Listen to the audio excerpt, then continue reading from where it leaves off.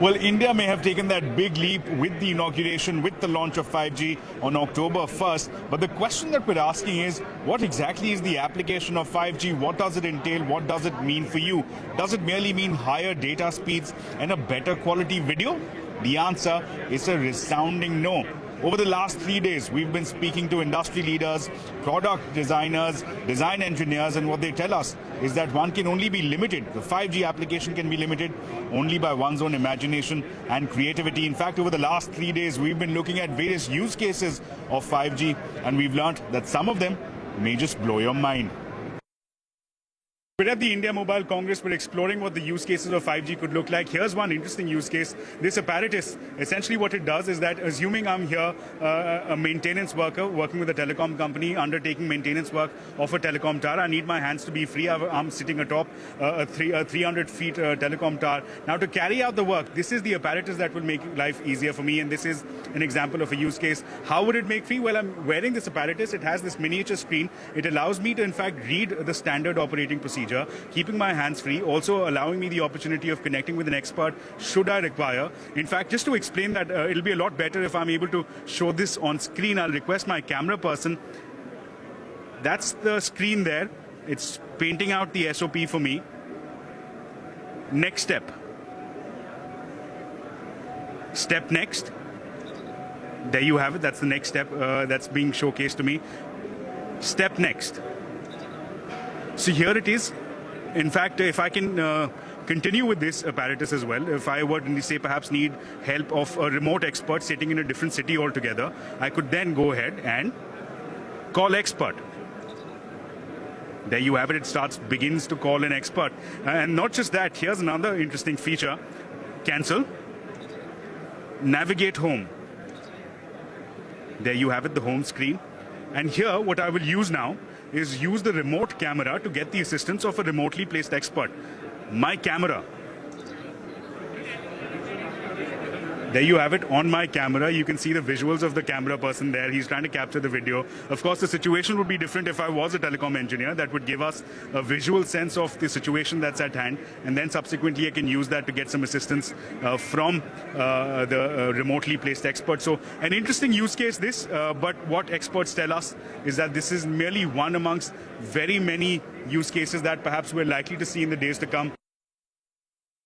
We have before us a very interesting example. This is, of course, one of the more popular examples of how 5G technology can be deployed. It's an immersive experience. What it does, of course, is that for me sitting in Delhi, I'm sitting at Pragati Maidan in the national capital, I can experience the Taj Mahal, which is a good 200 kilometers away. I'm wearing the virtual reality device. It helps teleport me to the location of my choice, which in this case happens to be the Taj Mahal. I have in my right hand a device which allows me to teleport within the campus itself. So you can see what I can see in these virtual glasses right before me. In fact, the Taj Mahal, if you can see, the arrow is pointing right in front of that, and that's where I will teleport next. Here's one click. There you have it.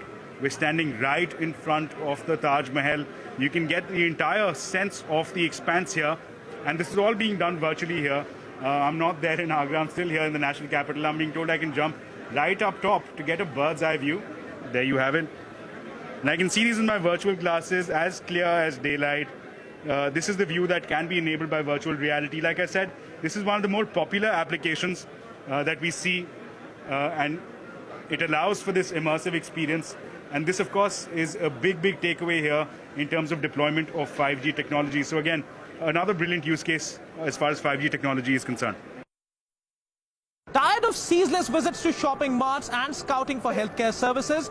This is a one-stop solution for consumers while sitting in the comforts of their houses, where they can avail use of this mixed reality solution, Jio Glass live streaming, which currently is displaying various poses of yoga which a user can possibly access while wearing VR glasses and engaging in various yoga poses.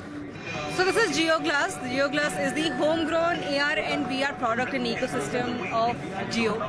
Here we are bringing together the power of 5G and XR to showcase how your gaming, learning, productivity, shopping can be elevated in an AR and VR format. So what Jio Glass essentially does is that it will help you watch your favorite movies, your TV shows, even Netflix, Disney Plus, YouTube on a 100-inch virtual screen with spatial audio. So it makes you feel as if you're sitting in a personal home at the comfort of your sofa and watching your favorite entertainment as a personal experience.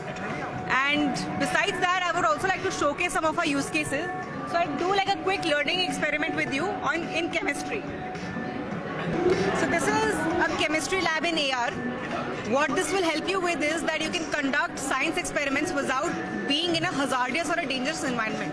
So let's move over to the screen and I'll show you how we do like a simple chemistry experiment.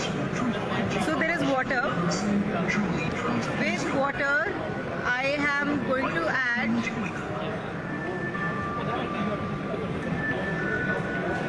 sodium. And so see, if I add about 3.5 grams of sodium to this water, it's going to burst. But if I was in an actual chemistry lab, then I would probably get like skin rashes by now if like these chemicals were coming in contact with my skin.